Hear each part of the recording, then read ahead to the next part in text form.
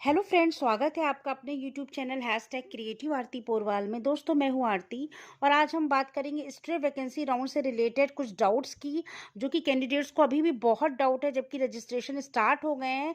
बच्चे नहीं समझ पा रहे हैं कि फ्रेश रजिस्ट्रेशन का क्या मतलब है, या किनको रजिस्ट्रेशन करना चाहिए, किनको नहीं करना चाहिए, क्या फीस स्ट्रक्चर है, रजिस्ट्रेशन फीस क्या है। तो आज मैं इन्हीं पॉइंट्स पर बात करूंगी। दोस्तों, पूरा वीडियो देखिएगा, बीच में बिल्कुल भी स्किप मत करिएगा, क्योंकि आज मैं सारे डाउट्स आपके क्लियर कर दूंगी।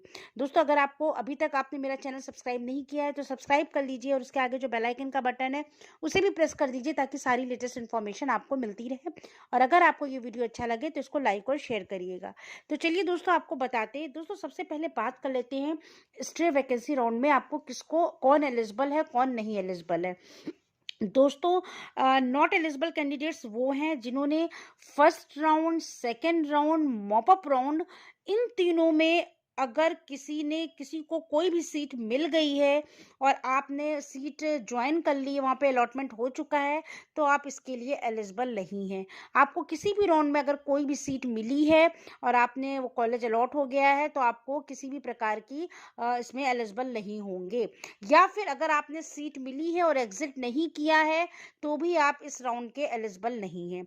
दूसरे वो कैंडिडेट जिन्होंने कोई रजिस्ट्रेशन नहीं कराया है फर्स्ट, सेकंड या मॉपअप में, और इसमें स्ट्रे वैकेंसी में भी नहीं कराएंगे रजिस्ट्रेशन, तो वो इस काउंसलिंग के लिए एलिजिबल नहीं होंगे। अब सेकंड क्वेश्चन ये बनता है कि कौन इस काउंसलिंग के लिए एलिजिबल है। तो दोस्तों, कौन एलिजिबल है, इसमें कई पॉइंट्स आ जाएंगे। सबसे पहले बच्चे बहुत कंफ्यूज हो रहे हैं, what is a fresh registration.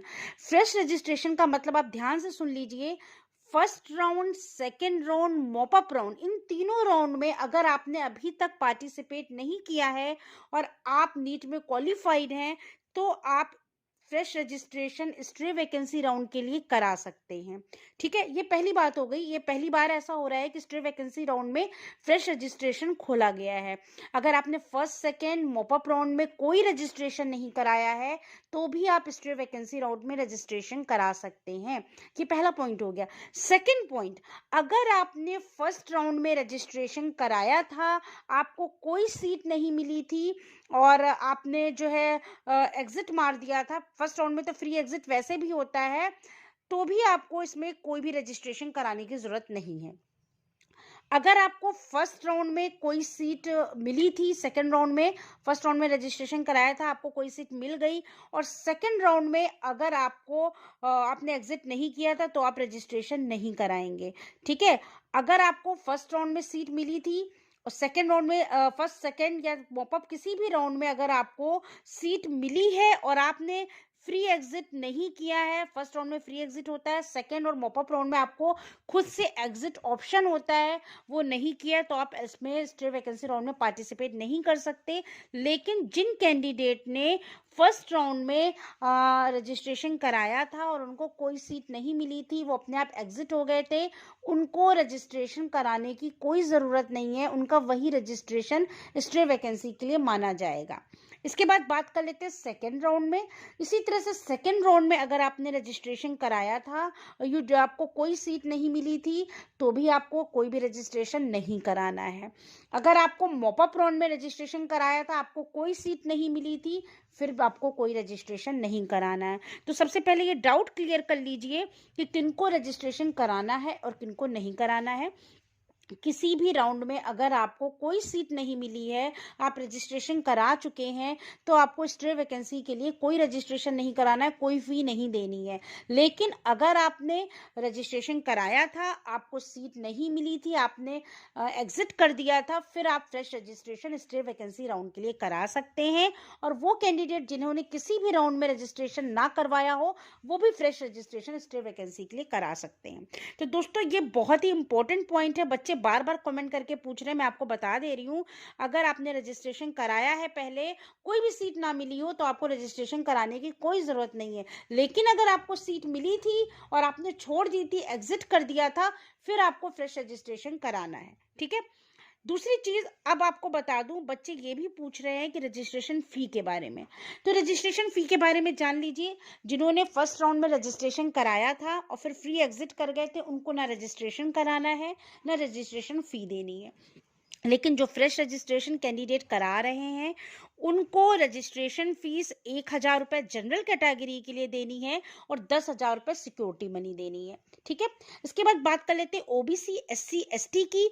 इसमें आपको 500 रुपये रजिस्ट्रेशन फीस देनी है और 5,000 रुपये सिक्योरिटी मनी देनी है। ठीक है, 2 कैटेगरी हो गई। इसके बाद बात कर लेते हैं डीम्ड कॉलेज के लिए। ये एम्स और जिपमर के लिए था, एम्स जिपमर और ईएसआईसी कॉलेज के लिए। अब बात करते हैं डीम्ड यूनिवर्सिटीज, जो पेड यूनिवर्सिटीज हैं, उनमें अगर आपको रजिस्ट्रेशन कराना है उसके लिए तो आपको जो है 5,000 रुपये रजिस्ट्रेशन फीस देनी होगी और 2 लाख रुपए सिक्योरिटी मनी देनी होगी। ठीक है, इसके बाद अब बात कर लेते हैं कुछ कैंडिडेट्स सभी कॉलेजेस में, डीम्ड यूनिवर्सिटी, ईएसआईसी और एम्स जिपमर सब में रजिस्ट्रेशन कराना चाहते हैं, सबके लिए काउंसलिंग कराना चाहते हैं तो वो भी करा सकते हैं। उनको 5,000 रुपये रजिस्ट्रेशन फीस और 2.5 लाख रुपए सिक्योरिटी मनी जमा करनी पड़ेगी। ठीक है, और दूसरी चीज आपको मैं ये बता दूं कि ये जो स्ट्रे वैकेंसी राउंड है ये फर्स्ट सेकेंड मॉपअप राउंड से बिल्कुल अलग है। इसमें बिल्कुल अलग एलिजिबिलिटी है, अलग प्रोसेस है। इसमें एमसीसी का कोई योगदान नहीं, एमसीसी ने वैकेंसी नहीं निकालनी है। एमसीसी में खाली रजिस्ट्रेशन आप कर सकते हैं एमसीसी की ऑफिशियल वेबसाइट पे जाके। इसके बाद एमसीसी का काम खत्म हो जाता है। जितनी भी कॉलेजेस हैं वो अपनी फ्री ऑफिशियल वेबसाइट पर जाकर नोटिफिकेशन निकालेंगे और वहीं से पूरा प्रोसेस इसका स्टार्ट होगा और वहीं पे खत्म होगा। मतलब एमसीसी के बाद अब अभी आपने रजिस्ट्रेशन करा लिया, इसके बाद जो भी काउंसलिंग होगी, रिपोर्टिंग होगी, जहां वेरिफिकेशन कराना है आपको उसी कॉलेज में जाना पड़ेगा, चाहे एम्स का हो, चाहे जिपमर का हो या फिर डीम्ड कॉलेज का हो। ठीक है, तो आप उनकी जो ऑफिशियल वेबसाइट है एम्स की, दिल्ली की, जिपमर की, डीम्ड यूनिवर्सिटीज़ की, उनसे आप अपडेट बने रहिए। उन पे जो आपको, वैसे मैं आपको जो लेटेस्ट अपडेट आएगा आपको बता दूंगी, एमसीसी की ऑफिशियल वेबसाइट पर कोई अपडेट अब नहीं आएगा। दूसरी चीज़ आपको बता दूं, इन सारे कॉलेजेस में जो भी डॉक्यूमेंट जमा करने हैं आपको ओरिजिनल जमा करने हैं, कोई भी फोटो स्टेट कॉपी नहीं लगेगी। आपको ओरिजिनल जाके फिजिकली प्रेजेंट भी होना है काउंसलिंग के समय। ये अलग बात है कि जो रजिस्ट्रेशन है वो आपका ऑनलाइन हो रहा है। इसके बाद एक चीज और मैं आपको बता दूं दोस्तों, तो दोस्तों जैसा कि मालूम है आपको, स्ट्रे वैकेंसी राउंड में एक सीट के लिए 10 कैंडिडेट को बुलाया जाता है। तो जैसा कि आपको पता है लगभग 2500 वैकेंसी हैं, तो 25,000 कैंडिडेट्स को इसमें बुलाया गया है इस काउंसलिंग के लिए।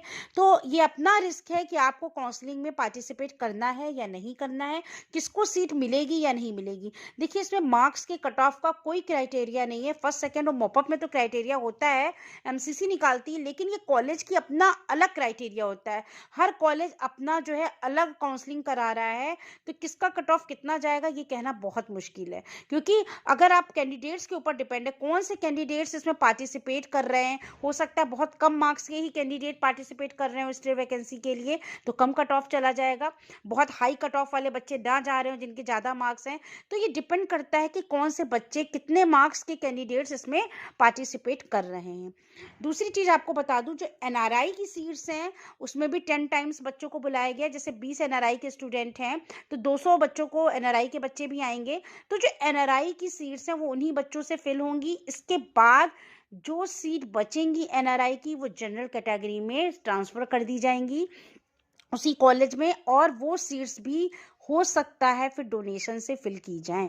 ठीक है, एनआरआई सीट्स को मे भी ऐसा पॉसिबल हो सकता है, लेकिन अब की कहा गया है बिल्कुल ट्रांसपेरेंट होगी काउंसलिंग, मतलब मेरिट के हिसाब से ही होगी। तो इसके लिए आप घबराइए नहीं, जैसा भी होगा जो ऑफिशियल वेबसाइट पर अपडेट आएगा मैं आपको दे दूंगी।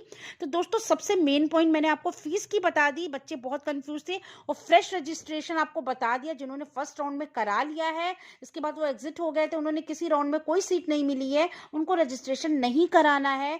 मगर जिनको सीट मिली थी लेकिन उन्होंने ज्वाइन नहीं किया, एग्जिट कर दिया था, उनको फ्रेश रजिस्ट्रेशन कराना पड़ेगा।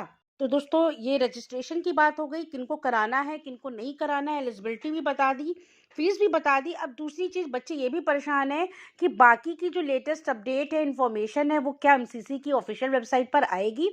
तो दोस्तों आपको बता दूं, रजिस्ट्रेशन कराने के बाद एमसीसी की ऑफिशियल वेबसाइट से अब कोई मतलब नहीं है। अब आपको जिस कॉलेज के लिए आपने रजिस्ट्रेशन कराया है काउंसलिंग के लिए, उसी कॉलेज की ऑफिशियल वेबसाइट पर सारा कुछ आएगा।